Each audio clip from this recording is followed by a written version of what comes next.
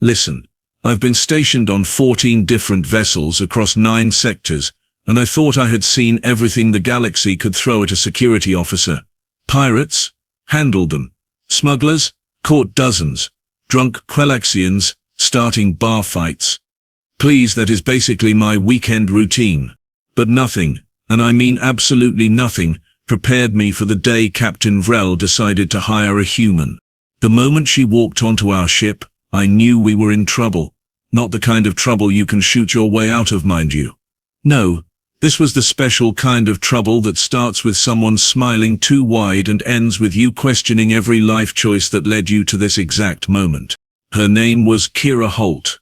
5 foot nothing of compact muscle, dark hair pulled back in what humans call a ponytail, and eyes that sparkled with the kind of mischief that made my secondary heart skip a beat. She wore a leather jacket that had seen better decades, combat boots that could probably be classified as weapons, and carried a duffel bag that clanked ominously when she dropped it on the cargo bay floor. "Reporting for duty," she announced, giving a mock salute that would have gotten her thrown in the brig on any proper military vessel. "I hear you folks need someone who can handle themselves in a tight spot." Captain Vrel, bless his oblivious soul, actually looked pleased. "Ah yes, Miss Holt. Your reputation precedes you. We have been having some difficulties with raiders in the outer tangent sectors. Your expertise will be most welcome." I stepped forward, all 4 of my arms crossed in what I hoped was an intimidating display. My species, the Kothrani, pride ourselves on our physical prowess. I stood nearly 7 feet tall, with chitinous plating that could deflect most small arms fire. "With respect, Captain, perhaps we should test the newcomer's abilities before we trust her with ship security." Kira turned those unsettling eyes on me, and her smile grew even wider. "Oh, you want to test me? That is adorable. What did you have in mind, big guy?" "Drax," I said, tapping my chest plate with one claw, "head of security, and I was thinking a simple sparring match. Standard protocol for all new recruits." "Standard protocol," she repeated, nodding slowly. Sure. Just one tiny question though. When I inevitably win, do I get your job, or do we just agree that I am terrifyingly competent and move on with our lives?" Several of the crew members who had gathered to watch the new arrival laughed nervously. I did not laugh. I had survived 3 separate boarding actions and personally subdued a rogue combat mech on Station Praxis. This tiny human was not going to make a fool of me in front of my crew. "The training deck." 10 minutes, I said coldly. "Make it 5, she shot back. "I want to unpack before dinner, and I heard the cook here makes a killer whatever it is you people eat." The training deck was exactly where overconfident newcomers learned humility. I had the environmental controls set to standard gravity, atmospheric composition optimized for mixed species, and the sparring ring activated with full safety protocols. I was not a monster. After all, I just needed to teach this human the proper respect for the chain of command. Kira showed up exactly 5 minutes later, having changed into form-fitting workout gear that looked entirely inadequate for combat training. She had also acquired an audience. Apparently word had spread, and half the crew had found reasons to be near the observation windows. "So," she said, stretching her arms in a way that made several joints pop audibly, "are there rules to this little dance, or are we going full contact?" "Standard sparring rules," I explained, perhaps more patiently than she deserved. "No lethal force, no permanent injury. First to achieve 3 successful pins or force a submission wins. Got it? Try not to break the giant bugman. I can work with that." "I am not an insect," I said through gritted mandibles. "Kothrani arachnoid in classification, not." She moved. 1 second she was standing casually at her end of the ring, and the next she was inside my guard, driving her elbow into the gap between my chest plates with surgical precision. The impact sent me staggering backward, more from surprise than actual damage. "Point 1, she chirped, dancing back to her starting position. "You know, for a security chief, you sure do leave a lot of openings. That is like defensive posture 101. Did you skip that class?" I charged.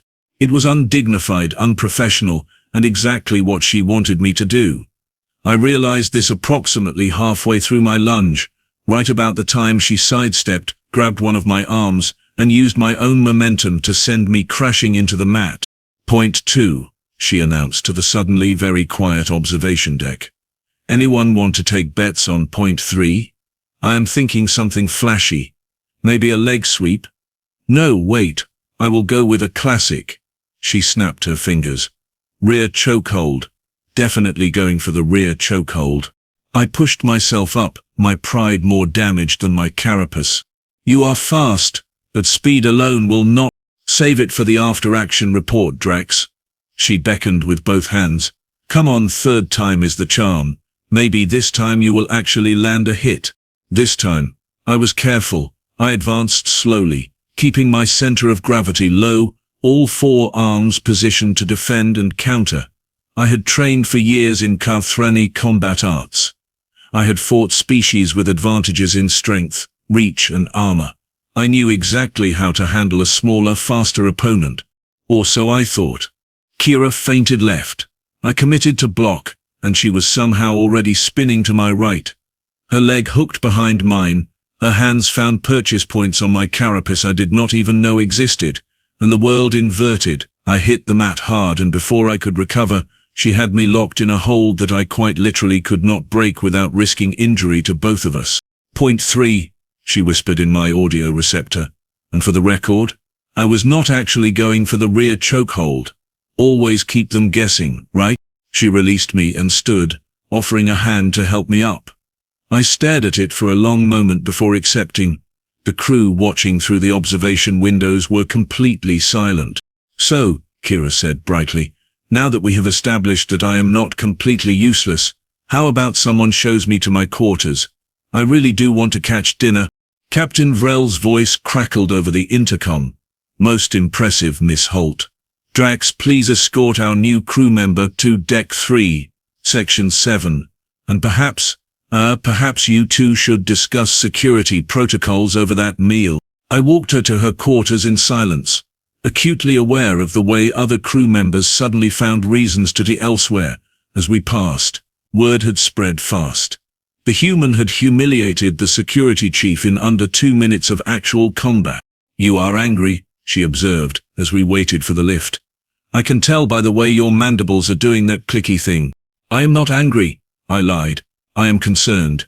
Your combat style is reckless, undisciplined. Effective, she suggested. Dangerous, I finished. What happens when you face an opponent who does not play by civilized rules? What happens when someone actually tries to kill you? The lift doors opened, and we stepped inside. Kira leaned against the wall, that infuriating smile finally fading into something more serious. Drax, can I level with you? She asked quietly. Human to, arachnoid alien person. I suppose. Where I come from, everyone is trying to kill everyone, all the time.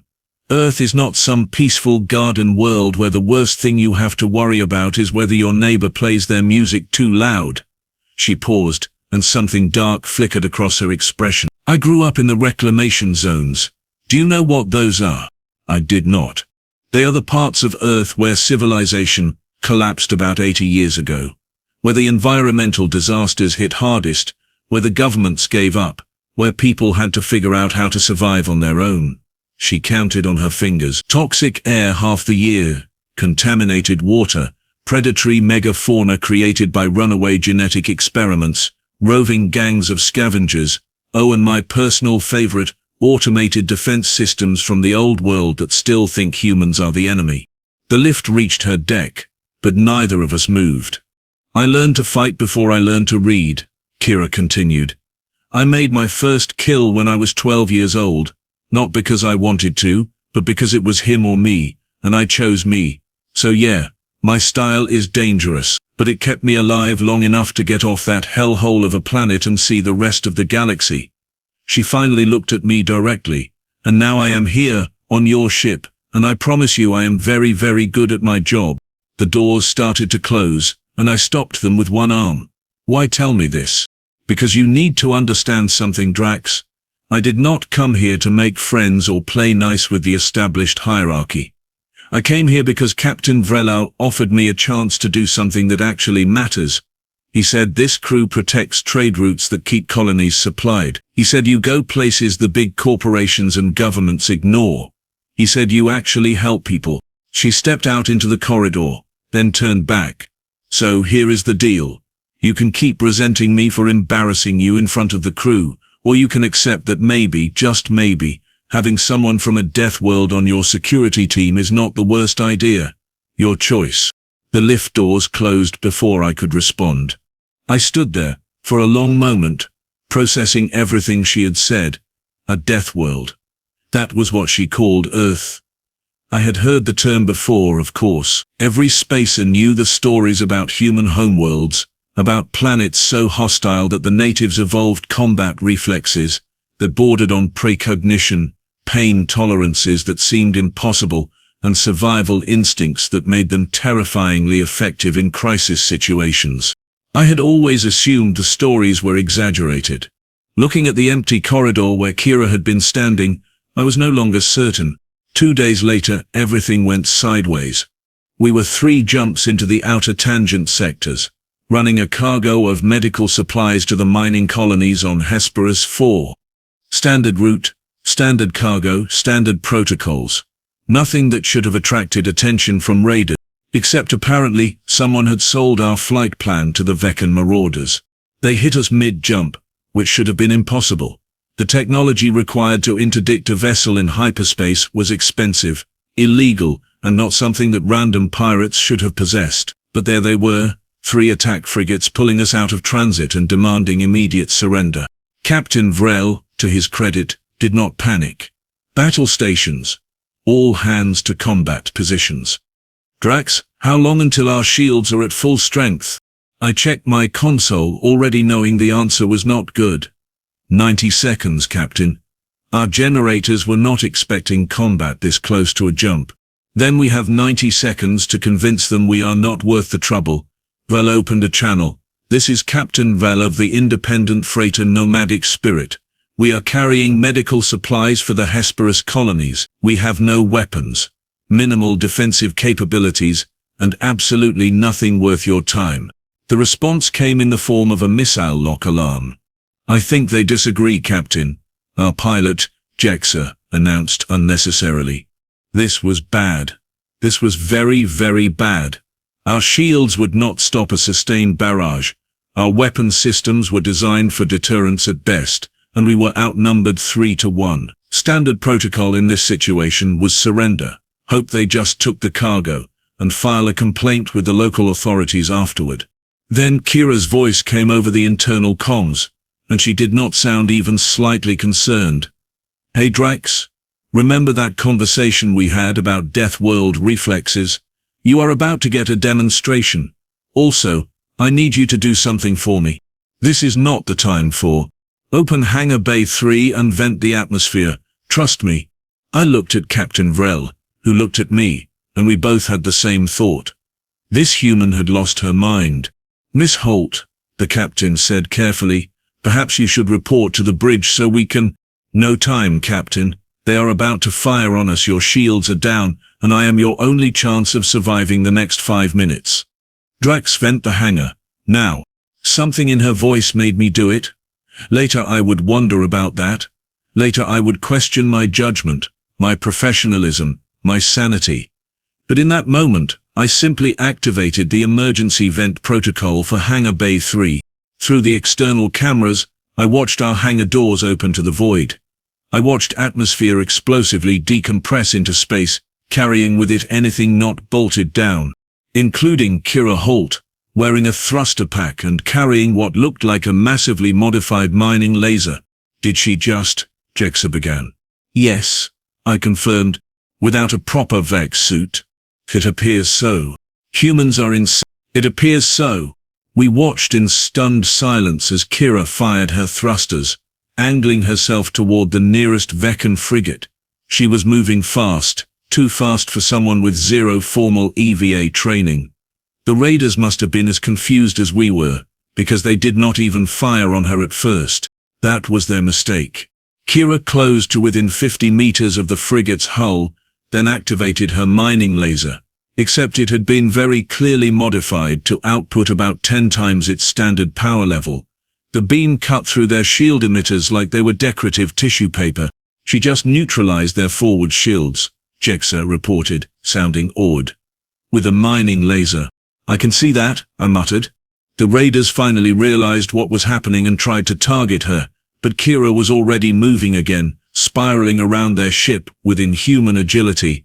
Every few seconds, she would pause just long enough to carve through another critical system, shield generator, weapon mount, thruster assembly.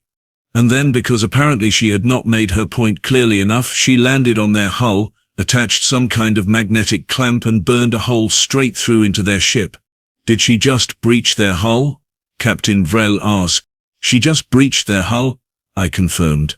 Without an actual weapon? Without an actual weapon. The other two frigates finally started moving to assist their companion, but by then it was too late. Through our long-range sensors, we watched internal explosions start to ripple through the first ship. Life pods began ejecting. Kira's voice crackled over the comms, slightly breathless but still irritatingly cheerful. Attention remaining hostile vessels. Your friend just found out what happens when you let an angry human with power tools onto your ship. I strongly suggest you reconsider your current career choices and find literally anywhere else to be. There was a long pause. Then, without another word, the remaining two frigates engaged their drives and disappeared into the black. 10 minutes later, Kira walked back onto the bridge, still wearing her makeshift vac suit and carrying her modified mining laser. She had frost in her hair. Her exposed skin was covered in minor burns from radiation exposure, and she was grinning like someone who had just won the lottery. So, she said, dropping into a chair with absolutely zero regard for protocol. Anyone else hungry? I am starving. Nearly dying always makes me hungry. Captain Vrel opened his mouth, closed it, then opened it again. Miss Holt, what you just did was reckless, dangerous, probably violated about 17 different safety regulations, definitely voided the warranty on that mining laser, and absolutely saved all our lives. She shrugged. Yeah, I get that a lot. I found my voice, though it came out more as a croak. You went into hard vacuum with minimal protection, attacked a military-grade vessel with improvised equipment, and boarded a hostile ship alone. That is not security work. That is suicide with extra steps. Ah, but here is the thing, Drax. She stood and walked over to where I was still frozen at my station. It is only suicide if you die, and I am still here. The raiders are not, and that medical cargo is going to save lives on Hesperus 4, so I call that a win. She patted one of my arms companionably, then headed for the door. I am going to go say what the medical bay has for radiation treatment. Someone should probably check on that mining laser too. I think I might have accidentally melted something important inside it. After she left, the bridge remained silent for almost a full minute. Finally, Jexa said, what we were all thinking. Captain, I know I said humans were insane, but I would like to formally revise that statement. Humans are not insane. They are something much, much worse. They are competent at being insane. Captain Vrel nodded slowly. Noted. And from now on, when Miss Holt makes a suggestion during combat situations, I believe we should seriously consider following it. Agreed, I heard myself say. Because the truth was, I had warned her not to fight. I had questioned her methods, her style, her entire approach to security work, and in response she had casually dismantled 3 hostile vessels while breathing vacuum and carrying power tools. Earth was a death world. That much was now abundantly clear. And we had just hired one of its most dangerous products as our head of security. I had a feeling things were about to get very, very interesting. 3 weeks after the Veccan incident, I was still finding reasons to avoid sparring practice with Kira. This was completely professional, mind you. I simply had important security duties that required my attention, like reorganizing the weapons locker, again, for the 5th time. Because proper inventory management is crucial to ship operations. You know she is going to figure out you are dodging her eventually, Jexa said, leaning against the doorframe with her arms crossed. Our pilot had developed an annoying habit of appearing whenever I was doing something particularly cowardly. I am not dodging anyone, I insisted, carefully counting the plasma charges we definitely did not need to count. I am performing essential maintenance. Right, essential maintenance. That is why you have been reorganizing the same locker for 3 hours. She clicked her mandibles in amusement. My species really needed to work on making that sound less obvious. Face it, Drax. You are terrified of the tiny human. I am not terrified, I am cautious. There is a difference. Sure there is. Jexa pushed off the doorframe. Well, when you finish being cautious, Captain Vrel wants everyone in the briefing room. Apparently we have a new job, and he specifically requested that our resident Deathworlder attend. Great. Just fantastic. Exactly what I needed today. The briefing room was packed when I arrived. Not just the usual department heads, but nearly 20 crew members squeezed into a space designed for 12. Kira had somehow claimed the best seat, feet propped up on the table, looking entirely too relaxed for someone about to hear about our next potentially lethal assignment. Drax. Excellent. Captain Vrel activated the holo display, showing a star system I did not recognize. Now that we are all here, let me explain our situation. 3 days ago, I received a distress call from the research station on Kellian 5. They are experiencing what they describe as a critical security situation and need immediate assistance. What kind of security situation? I asked, already not liking where this was going. That is the concerning part. They would not provide details over standard channels, too worried about interception, apparently. All they would say is that they need help from someone with, and I quote, experience handling unpredictable hostile entities. Kira sat up slightly. Unpredictable hostile entities. That could mean anything from rogue AI, to escaped bioweapons, to really aggressive space squirrels. Space squirrels are not real, Jexa muttered. You say that now, but wait until you meet one. Little jerk stole my lunch once. Focus, please, Captain Vrel interrupted. The research station has offered a substantial payment for our assistance. However, given the vague nature of their emergency, I wanted to get everyone's input before accepting. How substantial are we talking? Asked Ren, our engineer. The Krillvaxi were practical like that. Their species measured everything in credits and energy efficiency, substantial enough to cover our operational costs for 3 months, with enough left over for ship upgrades and crew bonuses. That got everyone's attention. 3 months of operating costs was not something we could just ignore, especially with the way fuel prices had been climbing lately. There is always a catch, I said carefully. What is the catch? Captain Vrel hesitated. Kellian 5 is in the contested rim, technically neutral space, but multiple factions claim jurisdiction. If something goes wrong, we cannot count on any official backup or rescue. So we go in alone, handle some mysterious threat we know nothing about, in territory where nobody will help us if things get messy. I looked around the room. Does anyone else think this sounds like a terrible idea? About half the crew nodded. The other half looked at the projected payment amount with visible longing. Kira raised her hand like a student in class. Question. How many people are stationed on Kellian 5? According to the registry, 47 researchers and support staff, Rel answered. And how long since they sent the distress call? 3 days, as I mentioned. 3 days. Kira swung her feet off the table and stood. Captain, I do not know what is happening on that station, but if they have been dealing with a critical security situation for 3 days, they are probably running out of time. Whatever this unpredictable hostile entity is, it has already had 72 hours to become a much bigger problem. Which is exactly why we should not get involved, I argued. We are a freight crew, not a military unit. We have one actual security specialist, I nodded at Kira, and the rest of us are just adequately trained in self-defense.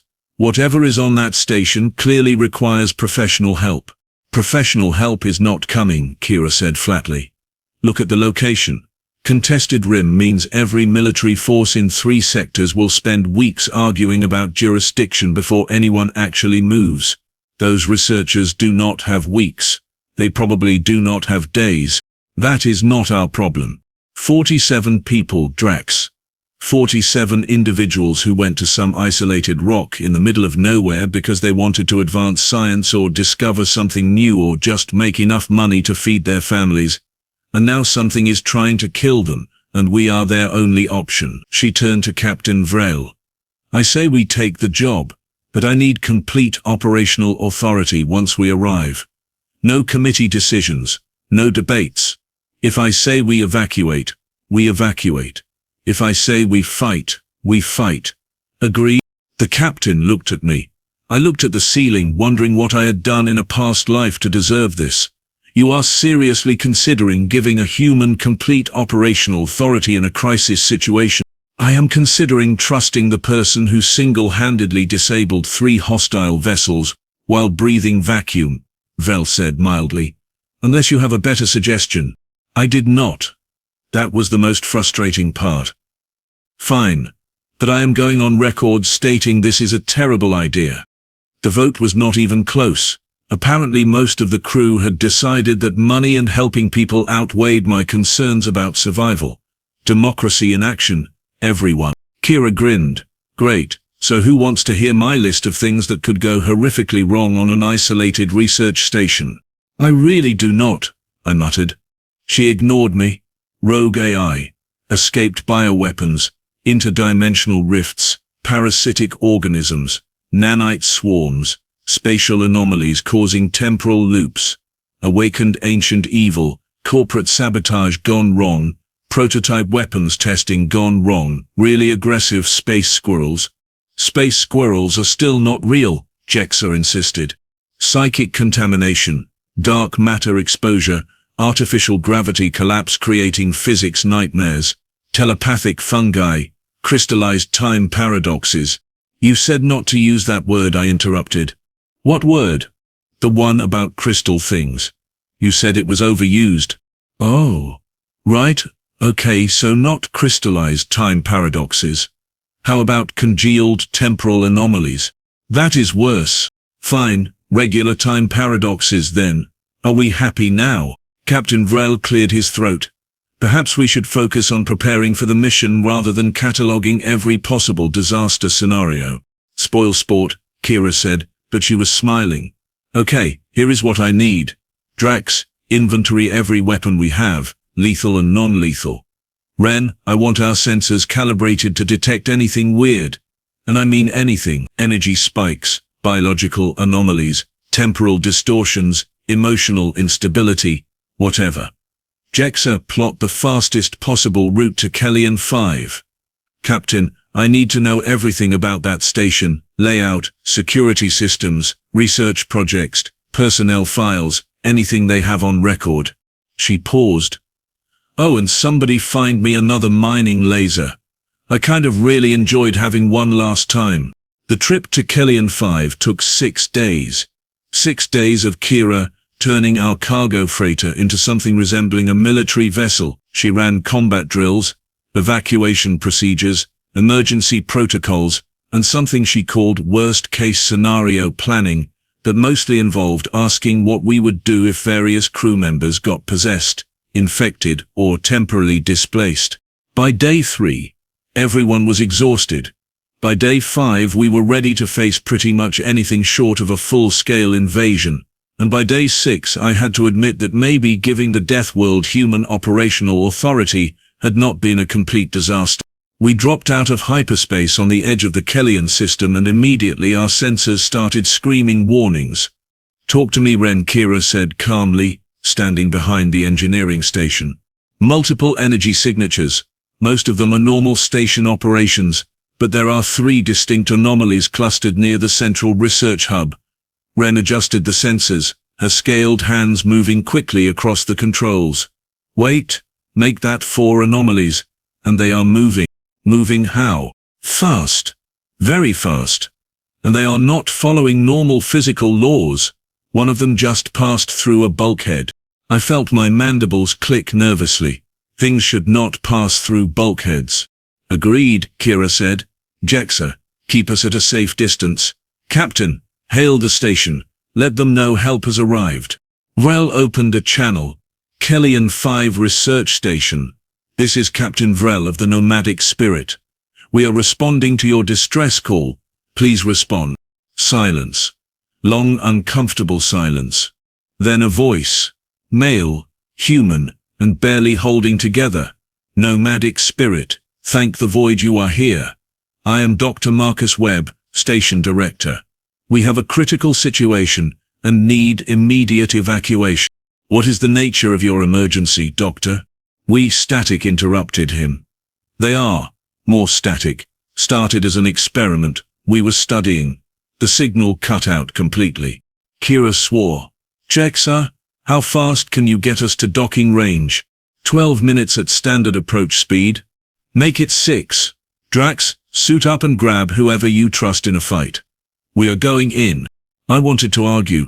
I wanted to point out that rushing into an unknown situation with mobile anomalies that ignored physics was textbook stupidity. But something about the fear in Dr. Webb's voice made me move instead. 6 minutes later, we were suited up and heading toward the station's main airlock. Our team consisted of me, Kira, Jexa, who had insisted on coming despite being a pilot, and Ren, who had the best technical knowledge if we ran into malfunctioning equipment. The airlock cycled without incident, which somehow made me more nervous. Automatic systems should not work perfectly on stations with critical emergencies. Atmosphere is breathable, Ren reported, checking her scanner. Temperature nominal, no obvious biological or chemical hazards. Which means whatever is happening here is not environmental, Kira said.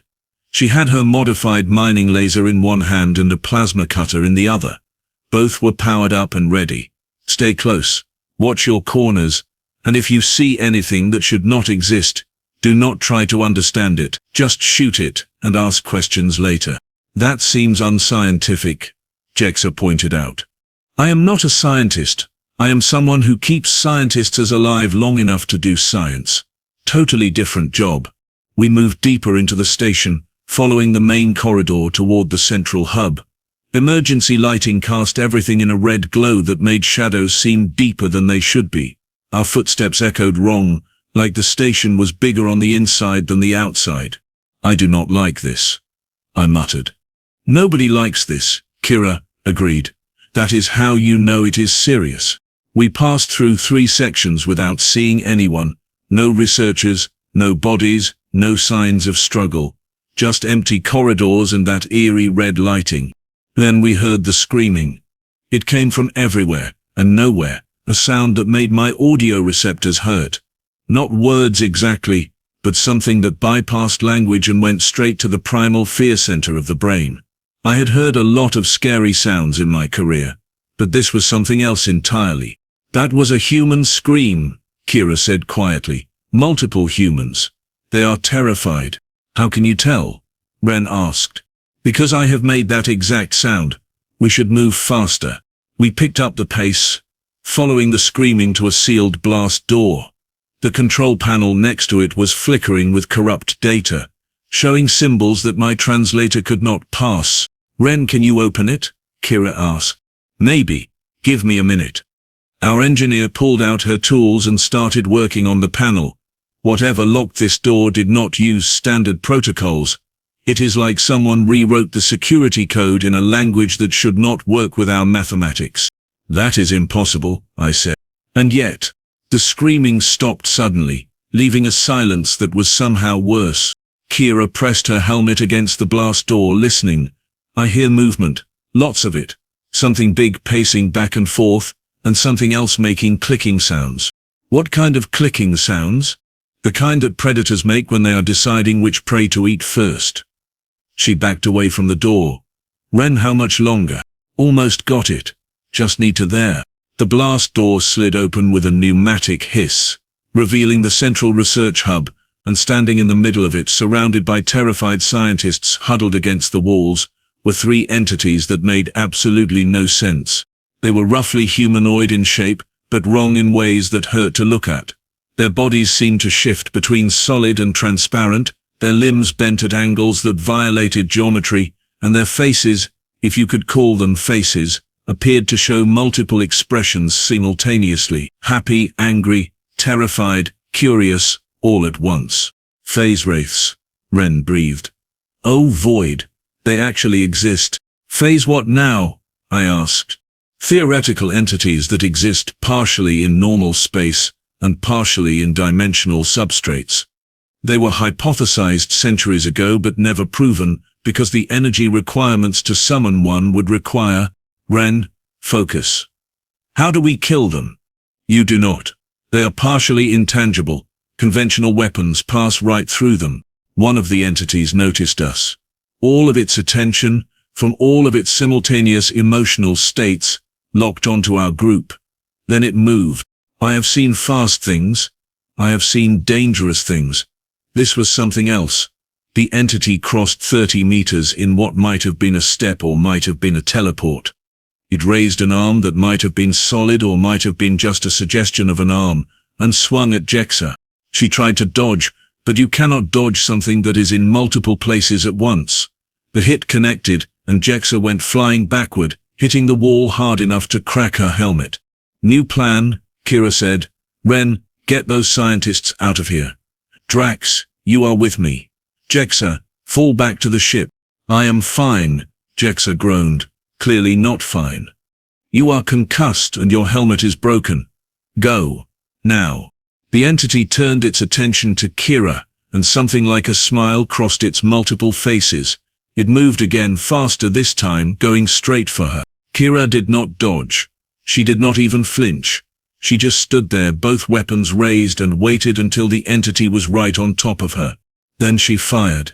The mining laser and plasma cutter activated simultaneously, their beams crossing at exactly the point where the entity existed most solidly.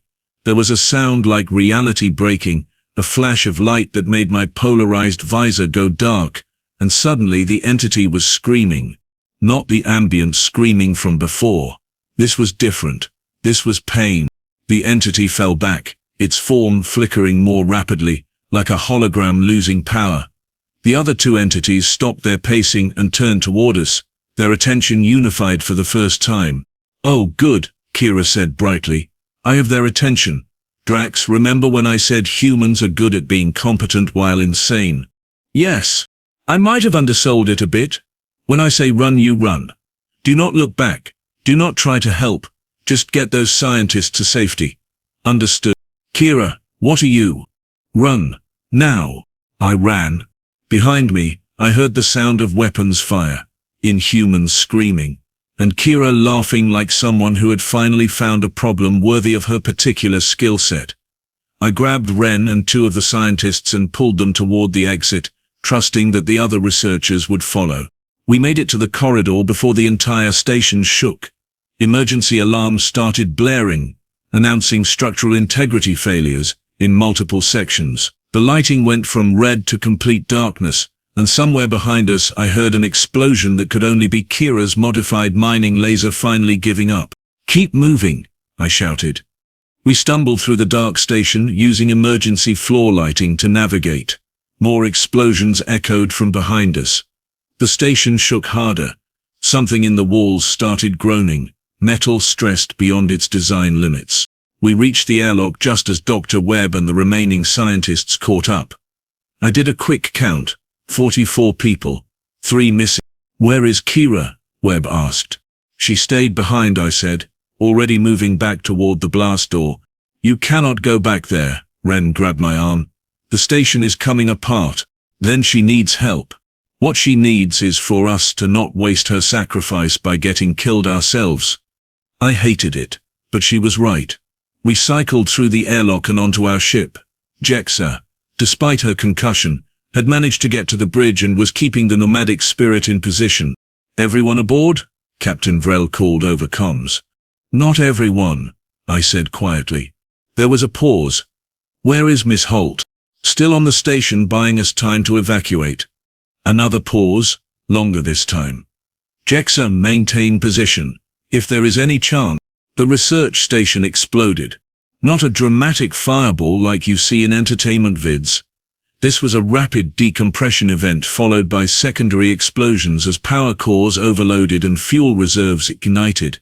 In less than 15 seconds, Kellian 5 went from a functional research facility to an expanding cloud of debris. The bridge was silent. Even the rescued scientists, crowded into the observation deck, said nothing. We just watched the debris field spread, knowing that somewhere in that cloud of metal and fire, Kira Holt had made her last stand against entities that should not exist. Scan for life signs, I heard myself say. Please. Ren worked her console, but I already knew what she would find. Nobody could survive that kind of destruction, not even a human from a Deathworld. I am sorry, Drax, she said finally. I nodded, not trusting my voice to work properly. This was what I had been afraid of from the beginning. Kira's recklessness, her refusal to accept reasonable limitations, her absolute certainty that she could handle anything the galaxy threw at her. It had finally caught up to her.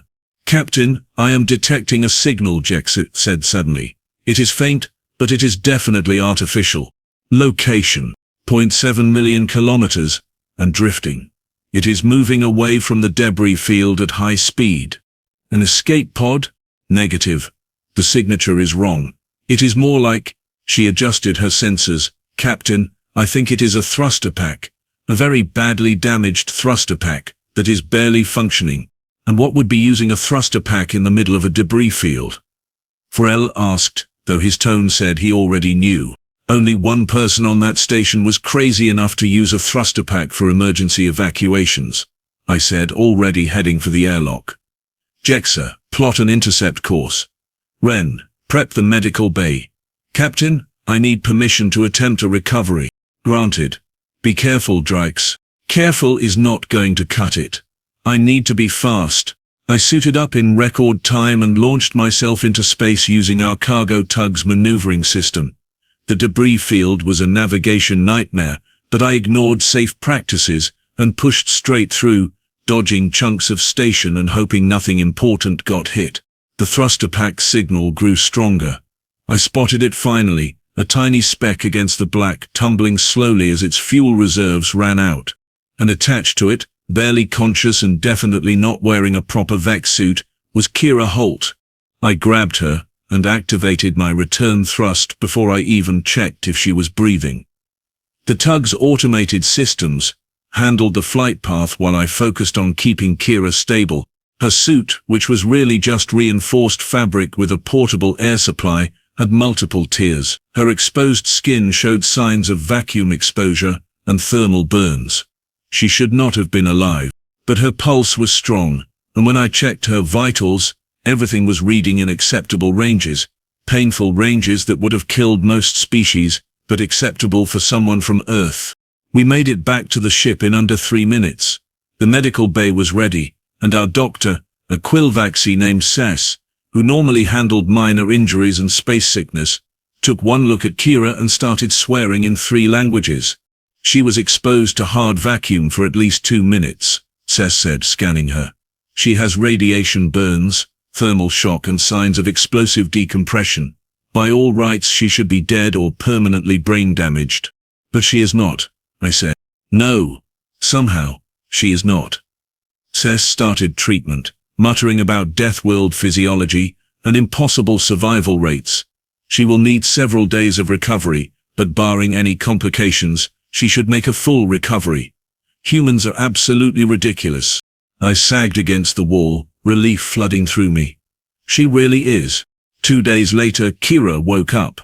I was sitting next to her bed, having basically moved into the medical bay despite Sess's complaints. Hey, she said, her voice rough. Did we get everyone out? 44 scientists. Rescued. 0 casualties on our crew. The station is gone, but the entities went with it. I paused. You almost died. Yeah, but I did not. That is what counts. You evacuated yourself using a thruster pack and an improvised air supply while a research station exploded behind you. I considered walking, but the whole explosive decompression thing made that impractical. She tried to sit up, winced, and settled for propping herself on one elbow. Did I miss anything interesting? Captain Vrel has been fielding calls from 3 different news organizations who want to interview the crew that saved Kellian 5. The contested Rim territories have suspended their jurisdiction arguments long enough to offer us a commendation, and Dr. Webb wants to name his next research paper after you. Hard pass on the interviews. The commendation sounds nice, and tell Dr. Webb he can name a space fungus after me, if he finds one that is particularly annoying. That seems fitting. I clicked my mandibles in what might have been a laugh. You are impossible. I am effective. There is a difference. She met my eyes. I told you back on day one, Drax. I am very, very good at my job. I believe you now. Only took you several near-death experiences and a station-destroying finale. I will consider that progress. She was impossible. She was reckless. She was everything I had been trained to avoid in security personnel. She was also the reason 44 people were alive. Thank you, I said quietly, for staying behind, for giving us time to evacuate, for surviving when you should not have. You are welcome. And hey, now you have a great story for the next time someone questions your hiring decisions. Nothing says competence like a human who can fist-fight phase entities and win. You did not fist-fight them, you used weapons. Fine, weapons fight. That is still impressive. I shook my head, but could not suppress the satisfied click of my mandibles. Rest. Doctor's orders. We have 3 more days of flight before we reach a proper station, and you are not leaving medical bay until then. 3 days? I will go crazy with boredom. You survived vacuum exposure and explosive decompression. You can survive boredom. She laughed, then winced. Okay, note to self. Do not laugh while recovering from near death. Got it. I left her to rest and headed back to my security station, already planning the after-action report. How exactly did you write up human fights impossible entities, using improvised weapons and manages to destroy entire research station, while evacuating all personnel? And more importantly, what was I going to do the next time Kira Holt decided that the sensible approach to a problem involved vacuum exposure and explosives? I had a feeling I was going to find out sooner rather than later. Because one thing was clear, humans from Deathworlds did not do anything halfway. They warned you not to underestimate them, and then they proved exactly why that warning was necessary. I had warned her not to fight those phase entities. She had warned me not to regret it. As usual, the human had been right.